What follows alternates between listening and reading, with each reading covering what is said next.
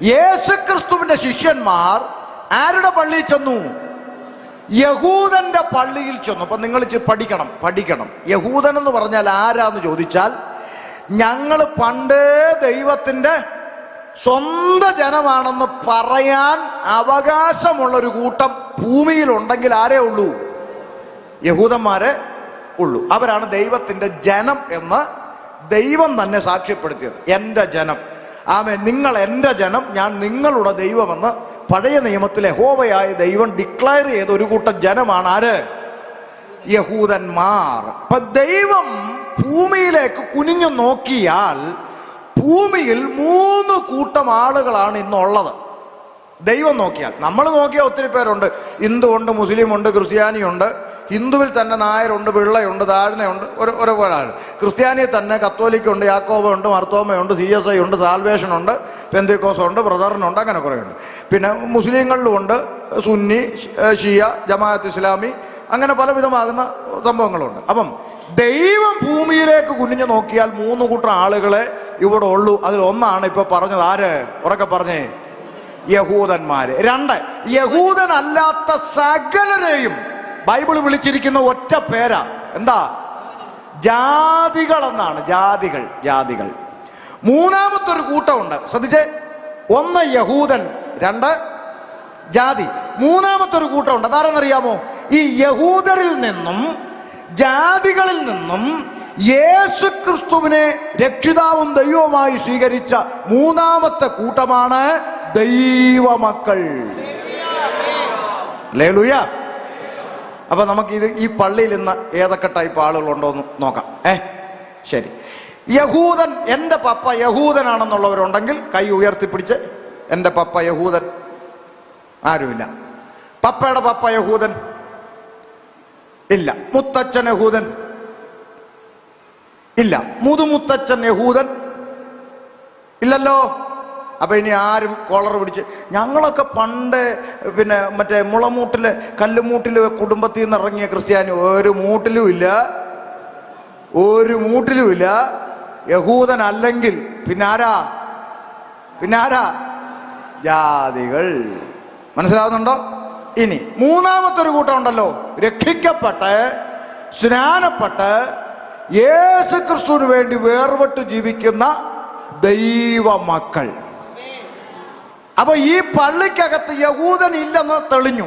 അങ്ങനെയാണ് 2 കൂട്ടരെ ഇതിൻ്റെ അകത്തുള്ളൂ. ഒന്നുകിൽ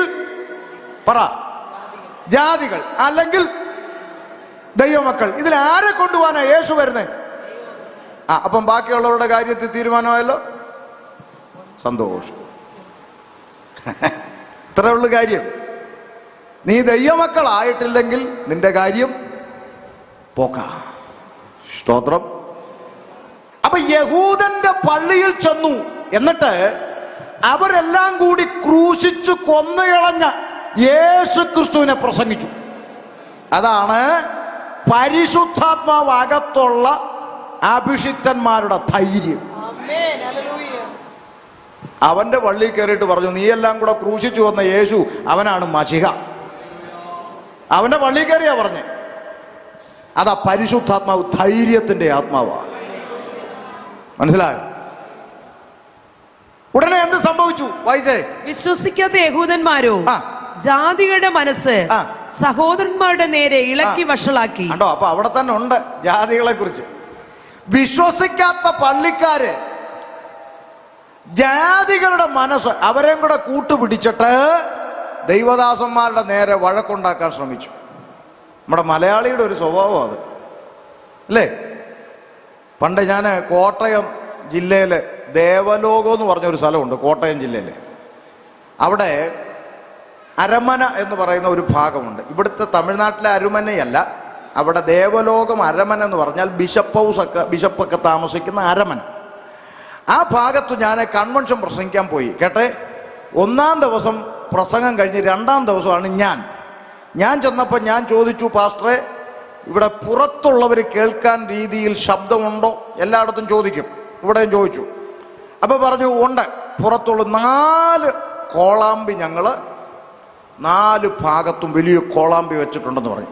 ഇപ്പോഴെങ്ങും അല്ല, ഒരു 5-8 വർഷം മുമ്പുള്ള കാര്യമാണ് പറയുന്നത്. അപ്പൊ ഞാൻ പറഞ്ഞു ആ സന്തോഷം. അപ്പൊ പാസ്റ്റർ പറഞ്ഞു പക്ഷെ ഒരെണ്ണം ഞങ്ങൾ ഇന്ന് എന്ത് ചെയ്തു, അഴിച്ചു. ഞാൻ ചോദിച്ചു അതിനകത്തിന് അഴിച്ചേ?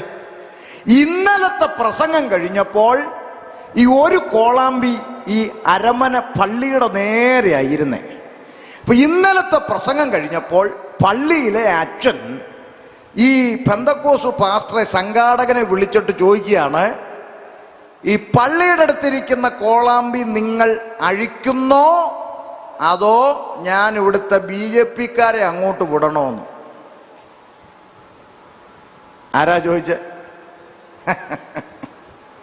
അച്ഛൻ ചോദിക്കുക ആരെ വിടണമെന്ന്. അയ്യോ, അങ്ങനെ ഒരു കൂട്ടരെ നിങ്ങൾക്ക് അറിയത്തില്ലേ? RSS BJP അറിയത്തില്ലേ? തമിഴ്നാട്ടിലില്ലേ? അല്ല, ഇവരെ ഇരിപ്പ് കണ്ടിട്ട് അറിയാത്തവരെ പോലെ സംഖ്യകളെന്നായിരിക്കും പറയും. അപ്പൊ അവരെ അങ്ങോട്ട് വിടണോ എന്ന് ചോദിച്ചു. അപ്പൊ ഇതാണ് അവസ്ഥ. ഇത് ഇന്നും ഇന്നലെ തുടങ്ങിയതല്ല. കർത്താവിന്റെ ശിഷ്യന്മാരുടെ കാലഘട്ടം തുടങ്ങി ജാതികളെ കൂട്ടുപിടിച്ചു ദൈവദാസന്മാരുടെ നേരെ തിരിഞ്ഞു എന്നാണ് വായിച്ചത്. അപ്പോഴെന്ത് സംഭവിച്ചു? വായിച്ചേ. എന്നാൽ അവർ വളരെ കാലം അവിടെ പാർത്തു, കർത്താവിൽ ആശ്രയിച്ചു, പ്രാഗൽഭ്യത്തോടെ പ്രസംഗിച്ചു കൊണ്ടിരുന്നു. അതാണ് പരിശുദ്ധാത്മാവുള്ളവർ. അതാണ് പരിശുദ്ധാത്മാവുള്ളവർ. ഈ പാ കാണുമ്പോ തുത്തുന്ന് അടിച്ചിട്ട് അങ്ങോട്ട് ഇറങ്ങുമ്പോ പേടിച്ചോടുന്നതൊന്നും പരിശുദ്ധാത്മാവല്ല. അവരവിടെ വിഷയമുണ്ടാക്കിയപ്പോൾ അവർ അവിടെ വളരെ കാലം പാർത്തു, പ്രാഗൽഭ്യത്തോടെ സംസാരിച്ചു. ആരെങ്കിലും ഓലപ്പാമ്പ് കൊണ്ട് കാണിച്ചാൽ ഓടുന്നവനല്ല, പരിശുദ്ധാത്മാവുള്ള അഭിഷിക്തന്മാർ അവരവിടെ തന്നെ താമസിച്ചു, ധൈര്യത്തോടെ ദൈവവചനം പ്രസംഗിച്ചു. ആമേൻ.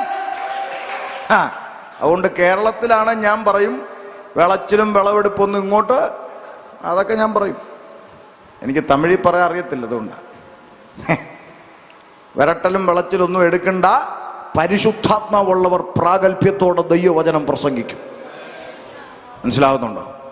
ആമേൻ. അവർ വളരെ കാലം അവിടെ പാർത്തു, പ്രാഗൽഭ്യത്തോടെ ദൈവവചനം പ്രസംഗിച്ചു. അപ്പോഴെന്ത് സംഭവിച്ചു? അടുത്ത വാക്യം. അവൻ തന്റെ കൃപയുടെ വചനത്തിന് സാക്ഷ്യം നിന്ന് അവരുടെ കയ്യാൽ അടയാളങ്ങളും അത്ഭുതങ്ങളും ഉണ്ടാകുവാൻ വരം നൽകി. എന്നാൽ പട്ടണത്തിലെ ജനസമൂഹം ഭിന്നിച്ചു. ചിലർ യഹൂദന്മാരുടെ പക്ഷത്തിലും ചിലർ അപ്പോസ്തലന്മാരുടെ പക്ഷത്തിലുമായി. ജനങ്ങളുടെ ഇടയിൽ ഒരു ഭിന്നത ഉണ്ടായി. ഒരു കൂട്ടം ആളുകൾ ആരുടെ കൂട്ടിലായി? യഹൂദന്മാരുടെ പക്ഷത്തിലും ഒരു കൂട്ടം ആളുകൾ അഭിഷിക്തന്മാരായ ദൈവദാസന്മാരുടെ പക്ഷത്തിൽ രണ്ടു കൂട്ടമായി തിരിഞ്ഞു. അങ്ങനെയും ഉണ്ട്. ഈ കഴിഞ്ഞ 3 മാസങ്ങൾക്ക് മുമ്പ് ഒരു അനുഭവം എനിക്കുണ്ട്. നിങ്ങൾ ചിലരൊക്കെ കണ്ടു കാണും. ഈ തിരുവനന്തപുരത്ത് പെരിങ്ങമല എന്ന് പറയുന്ന ഒരു സ്ഥലത്തിനടുത്ത് ഞാനൊരു കവലെ പ്രസംഗിച്ചുകൊണ്ട് നിൽക്കുന്ന ഒരു വീഡിയോ വൈറലായി. നിങ്ങൾ കണ്ടു കാണും ചിലരെങ്കിലും. അപ്പം ഞാൻ പ്രസംഗിച്ചുകൊണ്ട് നിൽക്കുമ്പോൾ ഒരു കുടിയൻ അവിടെ നിന്ന് ഇങ്ങനെ ഡാൻസ് കളിക്കുന്നതാണ് വീഡിയോ. കണ്ടിട്ടുണ്ടാവും ചിലരെങ്കിലും ഒക്കെ. അപ്പോൾ ഈ കുടിയൻ ഇങ്ങനെ ഡാൻസ് കളിച്ചിട്ട് എൻ്റെ മുമ്പിൽ വെച്ച് തന്നെ അരയെന്ന് മദ്യക്കുപ്പി എടുത്ത് ബാക്കി പകുതിയും കൂടെ കുടിച്ച് എടുത്ത് കളഞ്ഞിട്ട് ഞാൻ ഒന്ന് പ്രസംഗിക്കുമ്പം പുള്ളി എൻ്റെ നേരെ നിന്ന് ഇങ്ങനെ വർത്താനം പറയണം. ഞാൻ പ്രസംഗിച്ച് തീരുന്നവരെ പുള്ളി അവിടെ നിന്നു. നമ്മൾ നിർത്തിയതുമില്ല, പ്രസംഗിക്കുകയും ചെയ്തു. പ്രസംഗം തീർന്നപ്പോൾ അവിടുത്തെ ബസ് സ്റ്റോപ്പിൽ പ്രസംഗം കേട്ടുകൊണ്ടിരിക്കുന്ന അവിടുത്തെ നാട്ടുകാരായ ചെറുപ്പക്കാരുണ്ട്. ഓട്ടോക്കാരും മറ്റു ചെറുപ്പക്കാർ പയ്യന്മാരൊക്കെ അവിടെയുണ്ട്. പ്രസംഗം തീർന്നപ്പോൾ അവിടെയുള്ള ചെറുപ്പക്കാരെല്ലാം കൂടെ വന്ന് ഇവനെ അങ്ങ് ചുമന്നു, പൊക്കിയെടുത്തു. എന്നാടാ കാണിക്കുന്നതെന്ന് ചോദിച്ചു. അടിച്ചു തന്നെ ശരിയാക്കുമെന്നും പറഞ്ഞ് അവിടെയുള്ള ആളുകളെല്ലാം കൂടെ വന്ന് ഇവനിട്ട് അടിക്കാൻ പോയി. മനസ്സിലായോ? എന്ന് വെച്ചാൽ അവിടുത്തുള്ളവർ തന്നെ വന്ന് അവനെ കൈകാര്യം ചെയ്തു. അപ്പോൾ ഒരു കൂട്ടം ദൈവാത്മാവിൽ അനുകൂലമായി നിന്നു, ഒരു കൂട്ടം പ്രതികൂലമായി നിന്നു. ഇതാണ് അവിടെ വായിച്ചത്. എന്നിട്ട് അവരെന്ത് ചെയ്തു? അടുത്ത വാക്ക്. അവരെ അപമാനിക്കാനും കല്ലെറിയുവാനും ജാതികളും യഹൂദന്മാരും അവിടുത്തെ പ്രമാണികളോടുകൂടി ഒരു ആക്രമം ഭാവിച്ചപ്പോൾ ശ്രദ്ധിച്ചേ പരിശുദ്ധാത്മാവിൽ നിറഞ്ഞ് ധൈര്യത്തോടെ ദൈവവചനം പ്രസംഗിക്കുന്ന അഭിഷിക്തന്മാർക്ക് കിട്ടിയ സമ്മാനം: 1 അപമാനം, 2 കല്ലെറി, 3 അക്രമം. ഇന്നും അങ്ങനെയാണ്, അന്നും.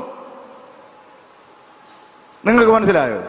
ഇവിടുത്തെ കൺവെൻഷൻ ഒക്കെ നടത്തി സുവിശേഷം പറയാതെ ആളുകളെ വെറുതെ സ്റ്റേജിൽ കയറ്റി കഷണ്ടി മുടി കിളിർപ്പിക്കുന്നു, പല്ലിൻ്റെ പോടടയ്ക്കുന്നു. യേശു ഇതാ നിന്റെ പല്ലിൻ്റെ പോടടയ്ക്കുകയാണെന്നൊക്കെ പറഞ്ഞ് വെറുതെ വട്ടത്തരം കാണിക്കുന്ന ഒത്തിരി താങ്കുവും താരവും ഇല്ലേ ഇവിടെയൊക്കെ ഉണ്ടോയെന്ന് എനിക്ക് അറിഞ്ഞൂടെ ഇവന്മാര്? ഒത്തിരി ഉണ്ട്. അനുഗ്രഹത്തിൻ്റെ കവിഞ്ഞൊഴുക്ക് തങ്കുവും, പല്ലിൻ്റെ പോടടയ്ക്കുന്ന താരവും, സജിത്ത്, ഇങ്ങനെയൊക്കെ ഒത്തിരി ഉണ്ട്. ഇഷ്ടം സൈതൊക്കെ പോയി, കത്തോലിക്ക തിരിച്ചു പോയി. അപ്പൊ ഞാൻ പറഞ്ഞത്, ഇങ്ങനെ ഈ മിമിക്രി കാണിക്കുന്നവർക്കൊന്നും പ്രശ്നമില്ല. സത്യസന്ധമായി ദൈവവചനം പ്രസംഗിക്കുന്നവരുടെ നേരെ പ്രതികൂലങ്ങളുണ്ടാവും. അതൊക്കെ 10-20 വർഷമായി ഇതൊക്കെ സഹിച്ച് പിന്നെ നമ്മുടെ അടുത്ത് വല്ലതും വന്നാൽ പോടാന്ന് പറയാനുള്ള ആംബിയർ നമുക്ക് ഉണ്ട്. അതിനുള്ള ധൈര്യം പരിശുദ്ധാത്മാവ് തന്നിട്ടുണ്ട്. നീ ഇവിടെ ആരും വിളിച്ചില്ലേലും റോഡിൽ ഇറങ്ങിയ യേശുവിനെ പ്രസംഗിക്കാനുള്ള ചങ്കൂറ്റം ഇതിൻ്റെ അകത്തുണ്ട്. ഇത്രയൊക്കെ മതി. പക്ഷെ യഥാർത്ഥമായി ദൈവവചനം പ്രസംഗിച്ച അഭിഷിക്തന്മാരുടെ നേരെ അവരെ അപമാനിക്കാൻ തുനിഞ്ഞു, അവരെ കല്ലെറിയാൻ കല്ലെടുത്തു. അവരുടെ നേരെ ഒരു അക്രമത്തിന് മുതിർന്നപ്പോൾ പരിശുദ്ധാത്മാവുള്ള അഭിഷിക്തന്മാർ പറഞ്ഞു, അക്രമത്തിന്റെ വഴി ഞങ്ങൾക്ക് ഇല്ല. പ്രാർത്ഥിക്കുന്ന ദൈവ കുഞ്ഞുങ്ങളൊക്കെ മനസ്സിലാക്കിക്കോണം, അക്രമത്തിന്റെ വഴി നമുക്ക് ഇല്ല. അക്രമത്തിന്റെ വഴി നമുക്കൊക്കെ ഉണ്ടായിരുന്നെങ്കിൽ യവന്മാരെയൊക്കെ എപ്പോഴേ കാലേ വാരി അടിച്ചേന്, അല്ലേ? ഇല്ലേ അച്ഛാ? ഞാൻ ഈ കഴിഞ്ഞ ഒരു 4 മാസമാകും ഈ തിരുവനന്തപുരത്ത് വട്ടിയൂർക്കാവിനടുത്ത് 3-ാം മൂടെന്ന് പറഞ്ഞ സ്ഥലത്ത് ഞാൻ പ്രസംഗിച്ചുകൊണ്ട് നിൽക്കുക. ഒരു ഗ്രൗണ്ടാണ്. ആ ഗ്രൗണ്ടിന്റെ സൈഡിൽ ഒരു വീട്. ഞാനിങ്ങനെ പ്രസംഗിച്ചുകൊണ്ടിരിക്കുന്നു, ദൈവമക്കളെല്ലാം എന്നെ കേട്ടോണ്ട് ഇങ്ങനെ ഇരിക്കുകയാണ്. അപ്പൊ ഈ വീട്ടിൽ നിന്ന് ഒരു ചെറുപ്പക്കാരൻ ഇങ്ങോട്ട് ഇറങ്ങി അവിടെ അങ്ങോട്ട് ഇറങ്ങി നിന്നിട്ട് ഇവ മുണ്ടൊക്കെ അങ്ങോട്ട് മടക്കി കുത്തിയേച്ച് അവിടെ നിന്ന് അങ്ങോട്ട് പള്ളു വിളിക്കുക, ചീത്ത വിളിക്കുക. അപ്പൊ ഞാൻ ഈ ദൈവമക്കളെല്ലാം പേടിച്ചിട്ട് ഇടയ്ക്കിടയ്ക്ക് ഇവനെ അങ്ങോട്ട് നോക്കുക. ഞാൻ ഇവിടെ നിന്ന് പ്രസംഗിക്കുക, ഇവരെല്ലാം തിരിഞ്ഞ് അങ്ങോട്ട്. ഞാൻ പലവട്ടം പറഞ്ഞു, പ്രസംഗം ഇവിടെയാണ്, നിങ്ങൾ ഇങ്ങോട്ട് നോക്കെന്ന് പറഞ്ഞിട്ടും ഇവരെല്ലാം ഇടയ്ക്കിടയ്ക്ക് അങ്ങ് പേടിച്ചിട്ടു. അവസാനം ആ ശുശ്രൂഷയുടെ ആ ഒരു അന്തരീക്ഷം പോകുന്നെന്ന് കണ്ടപ്പം ഗതി കെട്ടിട്ട് ഞാൻ ഈ മൈക്കിൽ കൂടെ പറഞ്ഞു, ഇതിൻ്റെ അപ്പുറത്തെ മിമിക്രി കാണിച്ച് നടന്നതാണ് ഞങ്ങളൊക്കെ. നീ മര്യാദയ്ക്കിരുന്നില്ല, നിന്നെ അടിച്ച് റെഡിയാക്കാനുള്ള ആംബിയർ ഇല്ലാഞ്ഞിട്ടല്ല ഇവിടെ നിൽക്കുന്നത്, ഈ പുസ്തകം അനുവദിക്കാത്തതുകൊണ്ടാണ്, നീ മര്യാദയ്ക്കിരുന്നോണെന്ന് പറഞ്ഞു. അപ്പോഴേ അകത്ത് കയറി പോയവൻ യോഗം തീരുന്നവരെ പുറത്ത് വന്നിട്ടില്ല. ചില സമയത്ത് അങ്ങനെയൊക്കെ ആവശ്യം. നമുക്കൊന്നും ചെയ്യാൻ പ്രമാണമില്ല കേട്ടോ, അങ്ങനൊന്നും ആരും ചിന്തിക്കരുത്. അക്രമത്തിന്റെ വഴി നമുക്കില്ല, അത് അവനോട് പറഞ്ഞതാ. ഈ വഴി ഞങ്ങൾക്കില്ലാത്തത് കൊണ്ടാ നീ വർത്താനം പറയുന്നതെന്നാ പറഞ്ഞേ. അപ്പൊ ഒരു അക്രമം ഭാവിച്ചപ്പോൾ അഭിഷിക്തന്മാരെന്ത് ചെയ്തു? വായിച്ചേ. അവർ അത് ഗ്രഹിച്ചു, അവരത് മനസ്സിലാക്കി. ലുസ്ത്ര, ദർബ എന്ന ലുക്കവോന്യ പട്ടണങ്ങളിലേക്കും ചുറ്റുമുള്ള ദേശത്തിലേക്കും ഓടിപ്പോയി. മറ്റു അക്രമത്തിന് മുതിർന്നപ്പോൾ അടിക്കുന്ന വഴി ഞങ്ങൾക്കില്ലെന്ന് പറഞ്ഞ് അവര് മറ്റു പട്ടണങ്ങളിലേക്ക് മാറിപ്പോയി. അവിടെ ചെന്നിട്ട് അവരവിടെ ബിസ്ക്കറ്റ് കച്ചവടം നടത്തിയെന്നാണോ? പിന്നെന്താ? അവിടെ സുവിശേഷം അറിയിച്ചു പോന്നു. കണ്ടോ? അപ്പൊ പരിശുദ്ധാത്മാവ് അകത്തുള്ള അഭിഷിക്തന്മാരുടെ ലക്ഷണം ഏത് പട്ടണത്തിൽ കൊണ്ടിട്ടാലും അവര് സുവിശേഷം പറയും. ആമേൻ. ഉഴുത്തറയെന്ന് ഓടിച്ച് കളീക്കള വിട്ടാൽ കളീക്കവള സുവിശേഷം പറയും. കളീക്കവളെന്ന് ഓടിച്ച് പാറശാല വിട്ടാൽ പാറശാല പോയി സുവിശേഷം പറയും. പാറശാലയെന്ന് ഓടിച്ച് അമരവിള വിട്ടാൽ അമരവിള സുവിശേഷം പറയും. അമരവിളയെന്ന് ഓടിച്ച് നെയ്യാറ്റിങ്കര വിട്ടാൽ നെയ്യാറ്റിങ്കര സുവിശേഷം പറയും. ദൈവദാസന്മാരെ ഉലകത്ത് എവിടെ കൊണ്ടിട്ടാലും ഞങ്ങൾ സുവിശേഷം പറഞ്ഞിരിക്കും. ഹല്ലേലൂയ. അങ്ങനെ അവർ ലുസ്ത്ര എന്ന് പറഞ്ഞ സ്ഥലത്ത് സുവിശേഷം പ്രസംഗിച്ചു കൊണ്ടിരുന്നപ്പോൾ സംഭവിച്ച കാര്യമാണ് ഇനി വായിക്കാൻ പോകുന്നത്. വായിച്ചാട്ടെ. ലുസ്ത്രയിൽ അമ്മയുടെ ഗർഭം മുതൽ മുടന്തനായി ഒരിക്കലും നടന്നിട്ടില്ലാതെയും കാലിന് ശക്തിയില്ലാതെയും ഉള്ളൊരു പുരുഷൻ ഇരുന്നിരുന്നു. ഒരു ചെറുപ്പക്കാരൻ പ്രസംഗം കേട്ടോണ്ടിരിക്കുകയാണ്. അവന്റെ പ്രത്യേകത എന്താ? അവൻ ഗർഭത്തിൽ നിന്ന് പുറത്തു വന്ന കാലം മുതൽ അവന്റെ കാലിന് മുടന്തുണ്ട്, നടക്കാൻ പറ്റില്ല. അങ്ങനെ ഒരു ചെറുപ്പക്കാരൻ പ്രസംഗം കേട്ടുകൊണ്ടിരുന്നു. അടുത്ത വാക്ക്, അവൻ പൗലോസ് സംസാരിക്കുന്നത് കേട്ടു. അവൻ അവനെ ഉറ്റുനോക്കി സൗഖ്യം പ്രാപിപ്പാൻ അവന് വിശ്വാസമുണ്ട് എന്ന് കണ്ടിട്ട് നീ എഴുന്നേറ്റ് കാലൂന്നി നിവർന്നു നിൽക്ക എന്ന് ഉറക്കെ പറഞ്ഞു. പ്രസംഗം കേട്ടുകൊണ്ടിരിക്കുന്ന ചെറുപ്പക്കാരന്റെ ഉള്ളിൽ യേശുവിനോടുള്ള വിശ്വാസം വലുതാണെന്ന് പരിശുദ്ധാത്മാവിൽ പൗലോസിന് മനസ്സിലായിട്ട് അവനോട് പറഞ്ഞു, യേശുവിന്റെ നാമത്തിൽ കാലൂന്നി എഴുന്നേറ്റ് നിൽക്കാൻ പറഞ്ഞു. സംഭവിച്ചത് എന്താ? അടുത്ത വാക്ക്, അവൻ കാലൂന്നി നിവർന്നു നിൽക്കാന്ന് ഉറക്കെ പറഞ്ഞു. അവൻ കുതിച്ചെഴുന്നേറ്റു നടന്നു. കരങ്ങൾ ഉയർത്തി ദൈവത്തെ സ്തുതിച്ചാട്ടെ. യേശുവിന്റെ നാമത്തിൽ എഴുന്നേറ്റ് നടക്കാൻ പറഞ്ഞപ്പോൾ അവൻ കുതിച്ചെഴുന്നേറ്റ് നടന്നു. ഞാൻ നിങ്ങളോട് പറഞ്ഞു, നിങ്ങൾക്ക് മനസ്സിലായോ? യേശു ക്രിസ്തു സൗഖ്യമാക്കുമെന്ന് പറഞ്ഞാൽ കഷണ്ടിയിൽ 2 മുടി വരുന്നതോ പല്ലിന്റെ ബോർഡടയ്ക്കുന്ന പരിപാടിയല്ല. ആമേൻ. മുടന്തൻ കുതിച്ചെഴുന്നേറ്റ് നടക്കും. അത്ര പവറുള്ള നാമമാണ് യേശു ക്രിസ്തുവിന്റെ നാമത്തിന്റെ ശക്തി എന്ന് പറയുന്നത്. നമ്മൾ പലപ്പോഴും ഈ കർത്താവിനെ കുറച്ച് കാണരുത്. അതാണ് ഞാൻ പറഞ്ഞു വന്നതിൻ്റെ ആശയം. നമ്മൾ ഈ ചെറിയ ചെറിയ കാര്യം, ഈ പനിയും തലവേദനയും മാറ്റുന്നവനാക്കി യേശുവിനെ മാറ്റരുത്. കർത്താവ് വൻ കാര്യങ്ങളെ ചെയ്യുന്ന ദൈവമാണ്. മുടന്തൻ ചാടി എഴുന്നേറ്റു, കുതിച്ചെഴുന്നേറ്റ് നടന്നെന്നാണ്. അല്ലാതെ ഇപ്പോഴത്തെ ഈ പിള്ളേർ കാണിക്കുന്ന മാജിക് പോലെ ഇൻസ്റ്റാൾമെന്റ് സൗഖ്യമൊന്നും യേശുവിന് ഇല്ല. ഇപ്പൊ ഇൻസ്റ്റാൾമെന്റ് സൗഖ്യമാണ്. ബ്രദർ സൗഖ്യമായിട്ടുണ്ട്, ബ്രദർ വിശ്വസിച്ചോളൂ, ഗ്രാജുവലി ശരിയായിക്കോളും. അങ്ങനെ പറഞ്ഞു വിടുന്ന പരിപാടി യേശുവിന് ഇല്ലായിരുന്നു, ശിഷ്യന്മാർക്കും ഇല്ലായിരുന്നു. നിങ്ങൾ ആരെങ്കിലും കണ്ടിട്ടുണ്ടോ യേശു ഒരുത്തനോട് സുഖമായിട്ടുണ്ട്, കുറച്ച് ദിവസം കഴിയുമ്പോൾ അങ്ങ് ശരിയായിക്കോളും അങ്ങനെ പറഞ്ഞോ? കർത്താവ് ആരെങ്കിലും സൗഖ്യമാക്കിയിട്ടുണ്ടെങ്കിൽ അത്ഭുതകരമായ സൗഖ്യം അവിടെ വെളിപ്പെട്ടിട്ടുണ്ട്. ഇനി ഒരു കാര്യം കൂടെ ചേർത്ത് പറയാം, കർത്താവ് സൗഖ്യമാക്കിയവരാരും ഒന്നുകൂടെ എന്ന് പറഞ്ഞു വന്നിട്ടില്ല.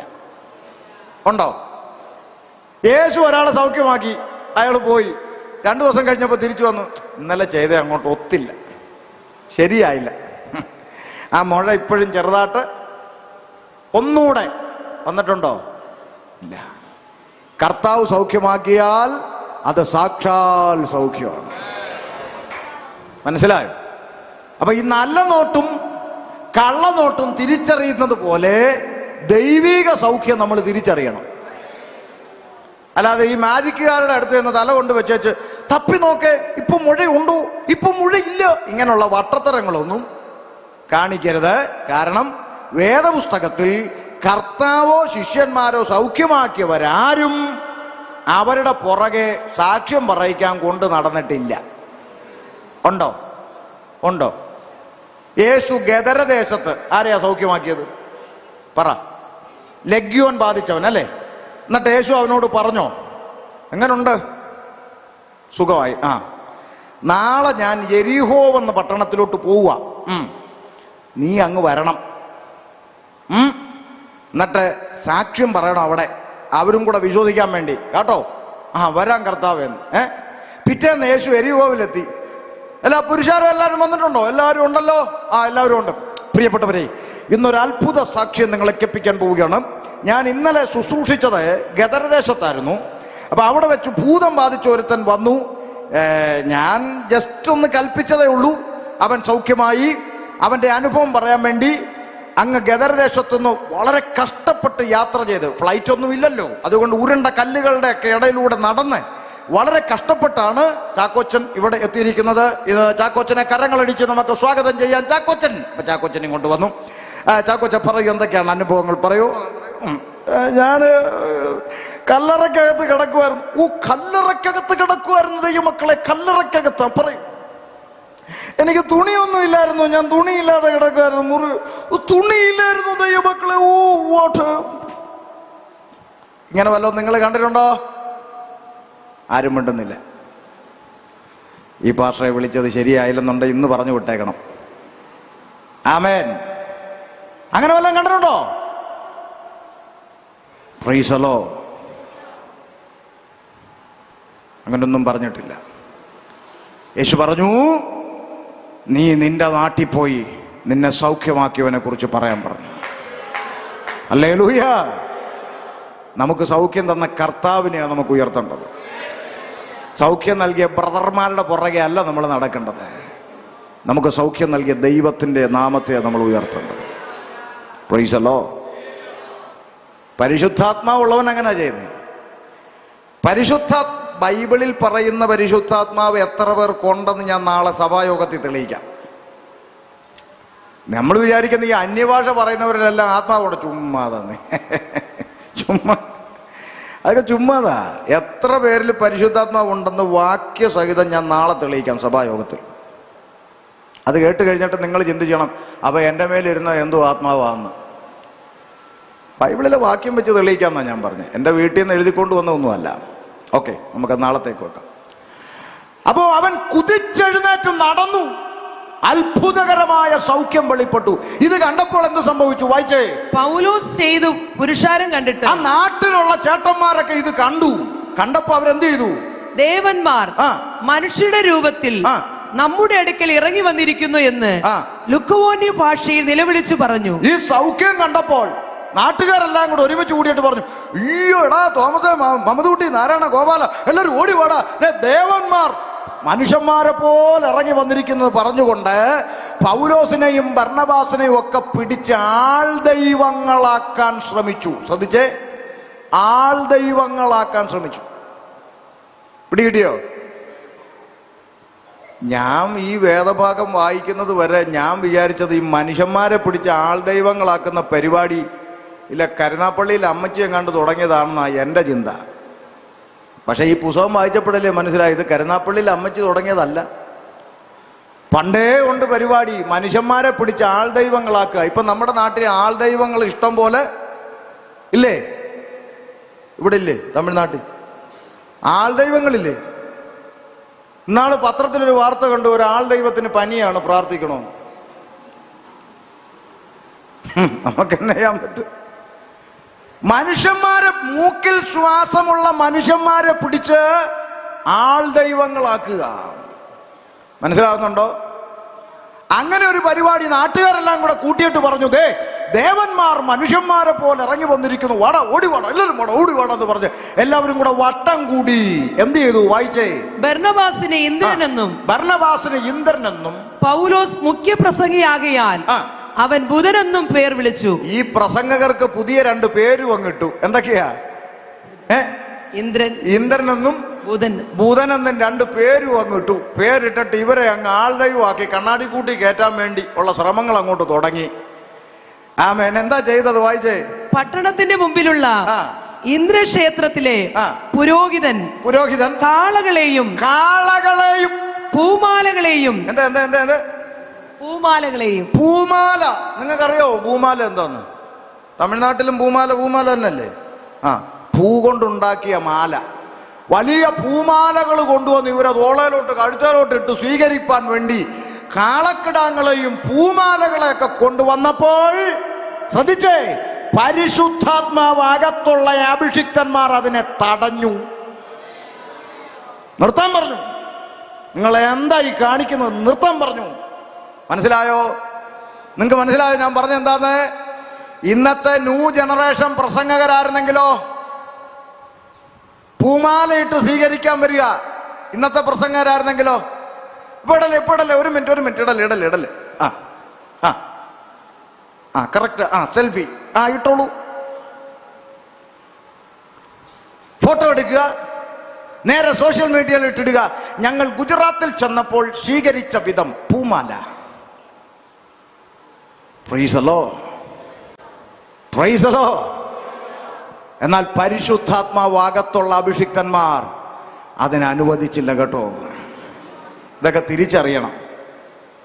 ദൈവാത്മാവ് അകത്തുള്ളവർ തടഞ്ഞു.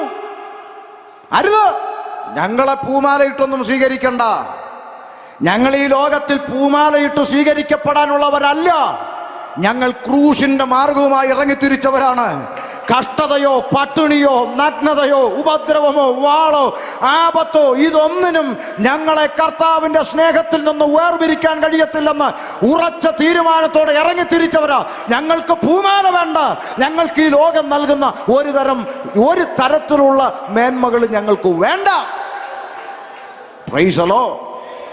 പരിശുദ്ധാത്മാവ് അകത്തുള്ളവർ പറഞ്ഞു, അരുത്, നിങ്ങൾ എന്തായി കാണിക്കുന്നത്? എന്നിട്ട് പറഞ്ഞ വാചകമാണ് നമ്മൾ വായിച്ച കുറിവാക്യം. വായിച്ചേ.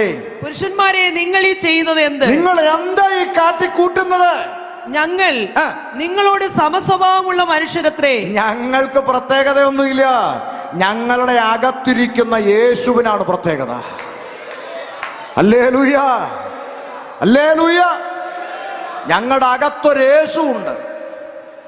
Price the Lord. ഞാൻ ഹൈദരാബാദിൽ ശുശ്രൂഷയ്ക്ക് കടന്നുപോയി ചില വർഷങ്ങൾക്ക് മുമ്പ്, 1-2 വർഷമായി. അവിടെ വെച്ചൊരു സാക്ഷ്യം കേട്ടു.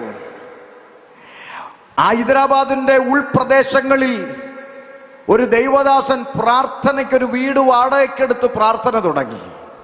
ആ ഗ്രാമത്തിലുള്ള ആളുകളെല്ലാം ഈ പ്രാർത്ഥനയ്ക്കായി ഇദ്ദേഹത്തിന്റെ അടുക്കൽ വന്നുകൊണ്ടിരുന്നു. ആ ഗ്രാമത്തിലുള്ളവരെല്ലാം പ്രാർത്ഥനയ്ക്ക് കൂടുന്ന കണ്ടപ്പോൾ ആ നാട്ടിലെ സുവിശേഷം ഇഷ്ടപ്പെടാത്ത ചേട്ടന്മാർക്ക് ഭയങ്കര ദേഷ്യമായി. ഈ ചേട്ടന്മാരെല്ലാം കൂടെ പ്ലാൻ ചെയ്തിട്ട് പറഞ്ഞു, ഈ ഉപദേശിയെ, ഈ പാസ്റ്ററെ തല്ലണം. അവർ ഇരുമ്പ് വടിയും മരക്കഷ്ണങ്ങളുമൊക്കെയായി പാസ്റ്ററെ തല്ലാൻ 4 ദിവസം പാസ്റ്റർ ചർച്ചിൽ നിന്ന് വീട്ടിലേക്ക് പോകുന്ന വഴിവക്കിലുള്ള മരത്തിൻ്റെ പിറകിൽ 4 ദിവസത്തോളം ഓരോ ദിവസവും ഇവർ കാത്തിരുന്നു. 5-ാമത്തെ ദിവസം ഈ കൂട്ടുകാരെ വിളിച്ചപ്പോൾ ആ കൂട്ടുകാരിൽ ഒരുത്തൻ ആക്സിഡൻ്റായി. അവൻ വരാൻ പറ്റിയില്ല ആർക്കും, എല്ലാവരും ആശുപത്രിയിൽ പോയി. ആക്സിഡൻ്റായ കൂട്ടുകാരൻ പിന്നീട് ദൈവത്തെ അറിഞ്ഞു. ആമേൻ. തല്ലാൻ വന്നതിൽ ഒരുത്തൻ ദൈവത്തെ അറിഞ്ഞു. അവൻ ഇതേ ആലയത്തിൽ പ്രാർത്ഥനയ്ക്ക് വന്നപ്പോൾ അവൻ സാക്ഷ്യം പറയുക, 4 ദിവസം ഞങ്ങൾ 5-6 പേര് പാസ്റ്റർ വരുന്ന വഴിയിൽ പാസ്റ്റർ മർദ്ദിക്കാൻ ഇരുമ്പ് വടിയും മരക്കഷ്ണങ്ങളുമൊക്കെയായി ഞങ്ങൾ മരത്തിന്റെ പുറകിൽ ഒളിച്ചു നിന്നു. പിന്നെ എന്നാ നിങ്ങൾ തല്ലാഞ്ഞേ? അനി പാസ്റ്റർ ഒറ്റയ്ക്ക് വരുന്നത് നോക്കിയല്ലേ ഞങ്ങൾ നിൽക്കുന്നേ. പാസ്റ്റർ ഒറ്റയ്ക്ക് വരുന്നത് നോക്കിയാ ഞങ്ങൾ നിൽക്കുന്നേ, പക്ഷെ ഞങ്ങൾക്ക് തല്ലാൻ പറ്റിയില്ല. എന്നാ 4 ദിവസവും പാസ്റ്റർ വന്നത് 3 പേരുടെ കൂടെയാണ്. ഹല്ലേലൂയ.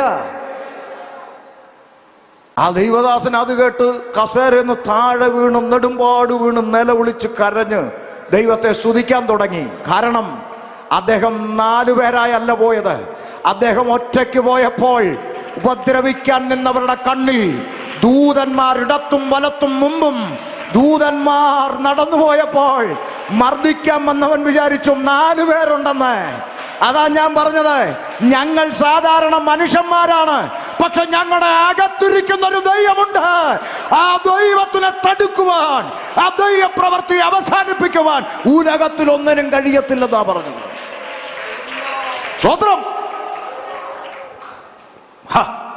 മർദ്ദിക്കാൻ വന്നവന്റെ കണ്ണി 4 പേരുണ്ട്. സ്തോത്രം. ആ പാവപ്പെട്ട ഉപദേശി അപ്പച്ചൻ, ഒരു കൈ വീശി അടിക്കാൻ ത്രാണിയില്ലാത്ത പാവം മനുഷ്യൻ നെടുമ്പാട് വീണ് നിലവിളിച്ചു ദൈവത്തെ സ്തുതിച്ചു. ആമേൻ. പൗലോസ് പറഞ്ഞു, എന്നെ ശക്തനാക്കുന്നവൻ മുഖാന്തരം ഞാൻ സകലത്തിനും മതിയായവനാണ്. ഹല്ലേലൂയ. സ്തോത്രം. പൗലോസ് പറഞ്ഞു, നിങ്ങൾ ഈ ചെയ്യുന്നത് എന്താണ്? ഞങ്ങൾ നിങ്ങളെപ്പോലുള്ള മനുഷ്യന്മാരാണ്. നിങ്ങൾ ഈ വ്യർത്ഥ കാര്യങ്ങളെ വിട്ടിട്ട് ആകാശവും ഭൂമിയും സമുദ്രവും അവയിലുള്ള സകലത്തെയും ഉണ്ടാക്കിയ ജീവനുള്ള ഒരു ദൈവമുണ്ട്, ജീവനുള്ള ഒരു ദൈവമുണ്ട്. ആ ജീവനുള്ള ദൈവത്തിങ്കലേക്ക് തിരിയണം എന്നുള്ള സുവിശേഷം ഞങ്ങൾ നിങ്ങളോട് അറിയിക്കുന്നു. ഇന്ന് രാത്രി ഞാനും ഈ ദേശത്തോട് വിളംബരം ചെയ്യുന്നു. മനുഷ്യന്മാരെ, നിങ്ങൾ ഈ വ്യർത്ഥമായ കാര്യങ്ങളൊക്കെ വിട്ടിട്ട് ആകാശവും ഭൂമിയും സമുദ്രവും അവയിലുള്ള സകലത്തെയും ഉണ്ടാക്കിയ ജീവനുള്ള ഒരു ദൈവമുണ്ട്. ഇന്ന് രാത്രി ജീവനുള്ള ദൈവത്തിങ്കലേക്ക് തിരിയണം. അതാണ് ഇന്ന് രാത്രിയിൽ ഷമീർ അബ്ദുൽ സലാം വിളിച്ചു പറയുന്ന സുവിശേഷം. കരങ്ങൾ ഉയർത്തി കർത്താവിനെ സ്തുതിച്ചാട്ടെ. ഹല്ലേലൂയ.